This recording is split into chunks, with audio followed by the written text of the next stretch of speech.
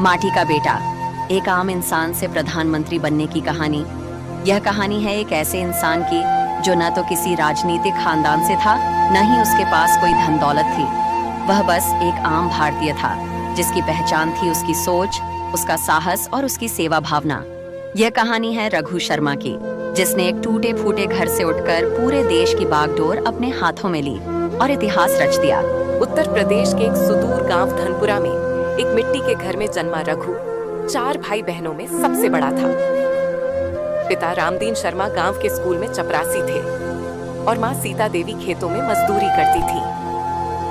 घर में इतना भी पैसा नहीं था कि रोज सबको भरपेट खाना मिल सके, लेकिन गरीबी कभी रघु की आंखों के सपनों को नहीं रोक सकी। बचपन से ही रघु में कुछ खास था।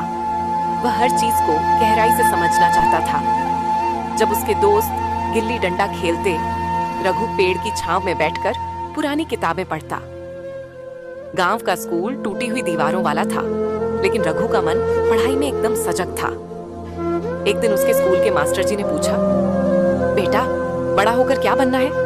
रघु बोला, मैं कुछ ऐसा बनना चाहता हूँ जिससे पूरे गांव का भला हो सके। ऐसा कि कोई बच्चा भूखा न सोए, कोई माँ इलाज के बिना न मरे। रघु की पढ़ाई में लगन देखकर गांव के एक सामाजिक कार्यकर्ता ने उसकी मदद की और उसे जिला मुख्यालय के सरकारी स्कूल में दाखिला दिलवाया। वहां जाकर रघु ने पहली बार कंप्यूटर देखा, पहली बार अखबार पढ़ा और पहली बार राजनीति को समझा। उसे पहली बार एहसास हुआ कि जो लोग दिल्ली में बैठकर फैसले लेते हैं, वही तय करते हैं कि गांव में सड़क बनेगी या नहीं, स्कूल को फंड मिलेगा या नहीं। तभी उसने ठान लिया, अगर बदलाव चाहिए तो उसे जड़ से शुरू करना होगा। वह सुबह अखबार पढ़ता, दिन में पढ़ाई करता और शाम को आसपास के झुग्गी इलाकों में जाकर बच्चों को मुफ्त में पढ़ाता। वहीं से उसके भीतर एक सेवक का बीज अंकुरित हुआ। कक्षा 10 में एक भाषण प्रतियोगिता आयोजित हुई। विषय था, क्या भारत बदल सकता है? रघु ने मंच पर आकर जो बोला, उसने सबका दिल छू लिया। भारत बदल सकता है जब हम ये मान लें कि बदलाव हमारी जिम्मेदारी है। जब एक किसान का बेटा डॉक्टर बनेगा, जब एक मजदूर की बेटी इंजीनियर बनेगी और जब कोई भी गरीब अपने बच्चों को कह सकेगा, बेटा, अब तेरा समय है। उसका वीडियो सोशल मीडिया पर वायरल हो गया। हजारों लोग उसे देखने लगे। लेकिन रघु को इस शोहरत से ज्यादा चिंता इस बात की थी कि उसका गांव अब भी अंधेरे में डूबा है। रघु ने दिल्ली यूनिवर्सिटी में पॉलिटिकल साइंस में दाखिला लिया। यहाँ उसे देश की विविधता, समस्याएं और राजनीतिक ढांचे को करीब से समझने का मौका मिला। वह छात्र राजनीति में कूद पड़ा, लेकिन उसने वादों की जगह काम को प्राथमिकता दी। उसने कॉलेज कैंटीन की हालत सुधारी, छात्राओं की सुरक्षा के लिए विशेष दल बनाया और कैंपस में सस्ती किताबों की दुकान खुलवाई। धीरे धीरे उसका नाम जनता का बेटा पड़ गया। वह वीआईपी संस्कृति से नफरत करता था, पैदल चलता, सामान्य छात्रावास में रहता और हर शुक्रवार गरीब बच्चों को पढ़ाता।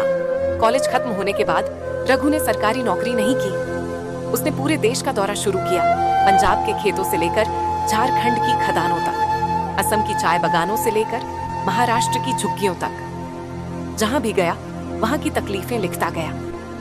फिर उसने एक अभियान शुरू किया, भारत को जानो, भारत को बदलो। लाखों युवाओं ने उसका साथ दिया। सोशल मीडिया पर रघु शर्मा एक आंदोलन बन गया। तब उसने खुद की पार्टी बनाई, नव भारत संकल्प। उसका घोषणा पत्र था, हर गांव में स्कूल और इंटरनेट, किसानों के लिए सीधा लाभ, महिलाओं की सुरक्षा और सम्मान, नेताओं की जवाबदेही, सरकारी खर्चों में पारदर्शिता। रघु ने पहला विधानसभा चुनाव लड़ा। उसके पास न पैसा था, न पोस्टर, न बड़े नेता, बस एक झोला, कुछवन और एक संकल्प। वो पैदल चला, गांव-गांव, गली-गली। उसने लोगों से सीधा संवाद किया। क्या आपकी बेटी स्कूल जाती है? क्या अस्पताल में इलाज मिला? क्या आपका राशन पूरा मिला? लोगों ने कहा, ये लड़का बात नहीं करता, सुनता है। नतीजा आया, रघु भारी मतों से जीत गया। विधायक बनने के बाद रघु ने वो किया जो बाकी नहीं कर पाए। हर हफ्ते जनता दरबार, सरकारी दफ्तरों में टाइम ट्रैकिंग सिस्टम, हर गांव में मोबाइल हेल्थ वैन, आरटीआई प्रशिक्षण शिविर। उसने सैलरी का 50% गरीब बच्चों की शिक्षा में लगाना शुरू किया। इस ईमानदारी से उसे दुश्मन भी मिले। उसके घर पर हमले हुए, परिवार को धमकियां मिली, लेकिन रघु झुका नहीं। उसने एक रैली में कहा, अगर मेरी आवाज बंद की गई तो करोड़ों रघु शर्मा खड़े हो जाएंगे। 2016 का लोकसभा चुनाव आने वाला था। देश में बेरोजगारी, महंगाई और घोटालों से जनता परेशान थी। लोगों को विकल्प चाहिए था।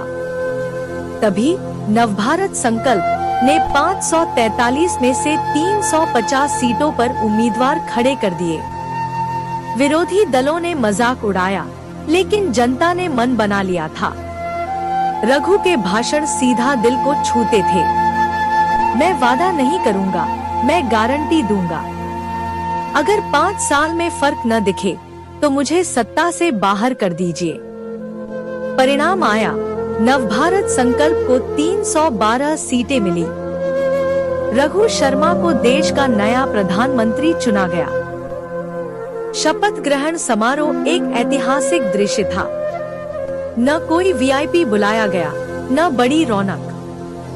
रघु ने गांव की एक वृद्ध महिला के हाथ से जल पिया और कहा, आज देश को उसकी असली ताकत का सम्मान मिला है, आम नागरिक की ताकत।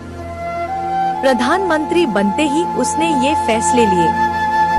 सांसदों की सैलरी में 50% कटौती, सरकारी गाड़ियों की संख्या सीमित, हर मंत्री को एक गांव गोद लेना अनिवार्य, भारत संवाद पोर्टल शुरू, जनता सीधे सुझाव दे सकती है।